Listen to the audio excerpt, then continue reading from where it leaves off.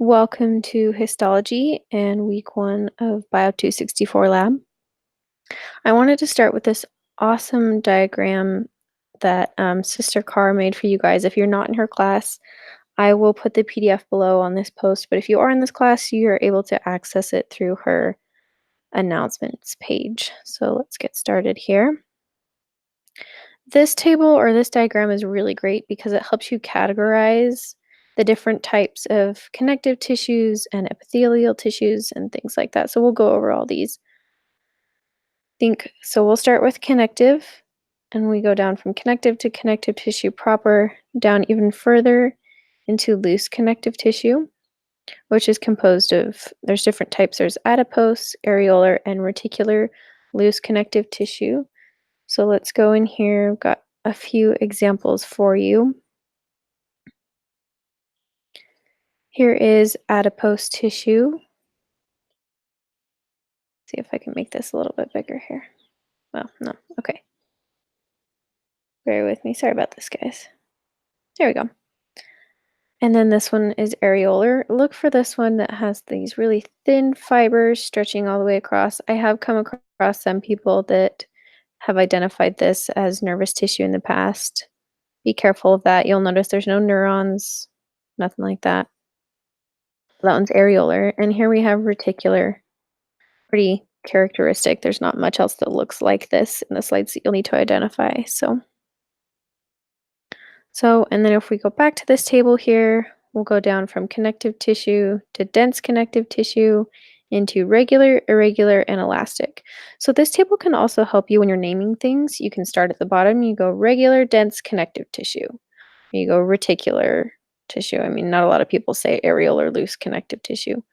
But these ones, usually you can go from bottom to top, and then that helps you name it in the correct order. So it's irregular dense connective tissue or regular dense connective tissue. So let's go ahead and show some examples of that. This is dense regular connective tissue.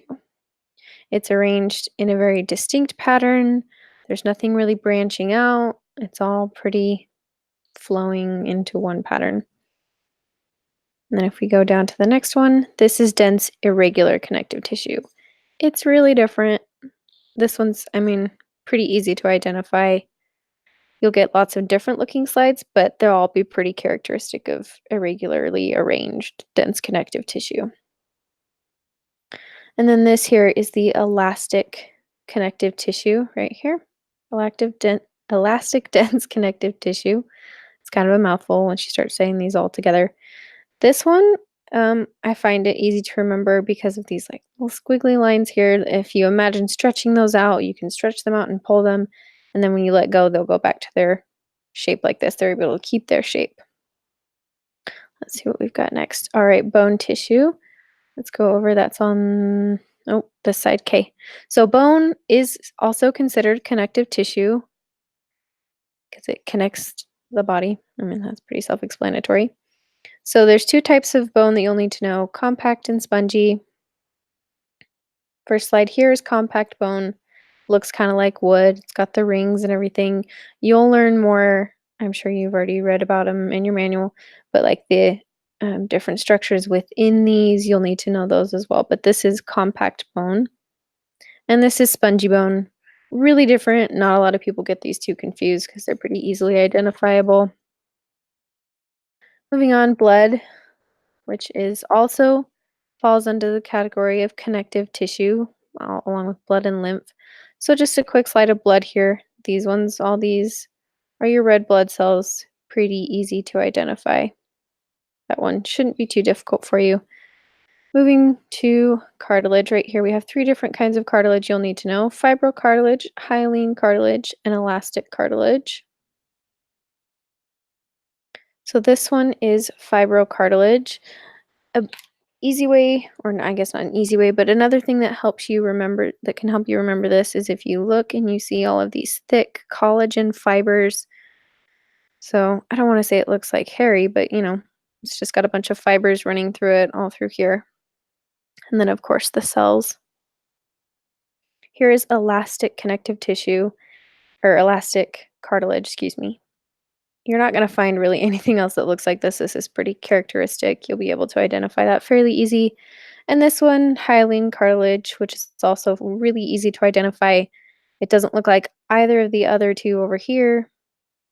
One way to remember this is that hyalos in Greek means glassy. So hyaline cartilage, hyalos has kind of this glassy look. It's not going to look like this kind of tissue. It's just going to look kind of glassy. All right, nervous tissue. So let's go back to this here. Nervous tissue is its own category. It's no longer connective tissue. You'll need to be able to identify the neurons and the glial cells, and of course other structures like axons and dendrites, but I'm not going to go into that in this video. So right here, these are all your neurons. You should probably already know what those look like from your basic biology class, that they've got axons and dendrites, but then all these little tiny dots all throughout here look like weird little bugs, I guess. They're glia cells or glial cells. You'll definitely need to know that. Neuroglial cells. All right, muscle tissue. This one's fun. These are pretty easy. They all look very different. So we'll start with muscle tissue. This one is skeletal. You will need to know longitudinal sections and cross sections. So this here's a longitudinal section. Easiest way to remember skeletal muscle is it's got these striations, like little stripes, and that's because of the bands within the muscle. You'll learn more about that later. I band, A band, all that stuff. And then the nuclei are all kind of smushed in here, look like little lines. They're pretty squished, and the striations, of course. And then this is a cross section. You can see that there's not a lot of space between the muscle fibers, and that these nuclei are all kind of squished into the spaces in between the actual muscle fiber right here. Cardiac muscle. This one's my favorite. Super easy to identify because of these little lines right here. They're going to be your best friend. They're called intercalated discs. You'll also notice that cardiac muscle is more branched off. So whereas the skeletal is much more uniform, inline, these ones are going to have different branches like this, going off like this. But the most important part that will help you remember these always is look for the intercalated disc. All these little lines right here. And then here's a cross section of it. You'll notice that it's different from the skeletal because of the space in between the muscle fibers and the location of the nucleus. Here's smooth muscle. This one's pretty easy to remember because it looks really smooth. There's not much else to that one. If you know what skeletal muscle looks like and you know what cardiac muscle looks like, you'll be able to identify this one. Smooth muscle. All right. Let's get into the nitty-gritty of it. Epithelial. This one is, I know, what I struggled most with when I was in this class. So you've got lots of different kinds you need to know. So they fall under the category of epithelial tissue or epithelium. So you have transitional epithelium, simple squamous epithelium, simple cuboidal epithelium, simple columnar, pseudostratified columnar, and stratified squamous. So when naming these, sometimes a lot of people get mixed up or confused. Make sure you have, let's just do this one, pseudostratified columnar epithelium or pseudostratified columnar epithelial tissue. Those are the two ways you'll want to remember how to name those, and that applies for any of these. So let's start with the slides here. This was super helpful. I actually didn't mean to find this, but once I saw it, I know I had to put it on here because I would have loved to have something like this when I was learning this. Just like a simple graph. It's pretty basic, but it just kind of shows you what all of this is going to look like. You won't need to know stratified cuboidal, just simple cuboidal, simple squamous, simple columnar, transitional epithelium, pseudostratified, and stratified squamous. And before we go into the slides and I show you examples, I wanted to explain the difference between stratified and pseudostratified. So stratified, excuse me, I keep saying that wrong. Stratified means that there is more than one layer of cells. So you'll see these stratified squamous, there's a few layers of squamous cells. So it's like if you took this simple squamous and just stacked a bunch on top of each other. Pseudostratified, you can see it stratified. Oh my goodness, I'll never get that right. Looks like it's stacked, but in reality, you'll see these like elongated cells and they come back down to touch the basement membrane. So even though it looks like it's stacked because, the nuclei are in different spots and it looks like there's layers, there's actually not. It's all one layer because each cell comes back down and touches the basement membrane. Just thought that I would go over that. I'm looking at my notes here and I'm realizing I forgot to tell you guys another way to help you identify cartilage is that it's not going to have any vasculature. That's not super important, but if you see any blood vessels or any blood cells, cartilage doesn't have any vasculature. Be aware of that. Told you about intercalated discs, told you about skeletal striations. Okay, I think we're good here. So let's start with epithelial tissue. This is transitional epithelium. This one, I mean, the name is pretty self-explanatory. Transitional means it's transitioning from one type of cell to another. Sometimes people can get this confused with pseudostratified columnar, but you'll see that some of these cells are isolated up here. They don't come back down to the basement membrane.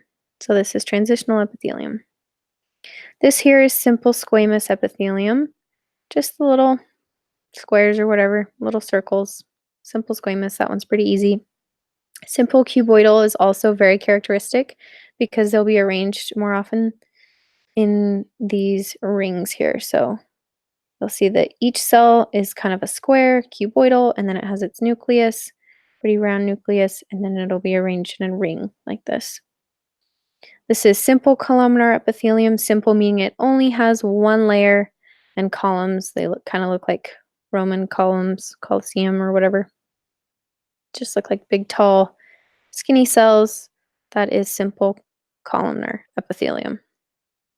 This here is the pseudostratified columnar epithelium. Sometimes you'll see it with these microvilli or cilia. You'll learn more about that in your manual. This is just kind of more of a basic video to give you examples of the slides. So pseudostratified columnar epithelium. It is a little tricky to tell that these cells come back down just because they get so thin here, but just like pay attention carefully to that. And then this is I have to remind myself, I'm still learning. Teaching is the best way to learn. So I'm learning way more about this now too. So stratified squamous. We have the stratified squamous right here. So stratified meaning there's more than one layer, but it's still those simple squamous, or not simple, but it's still those squamous cells. Stratified.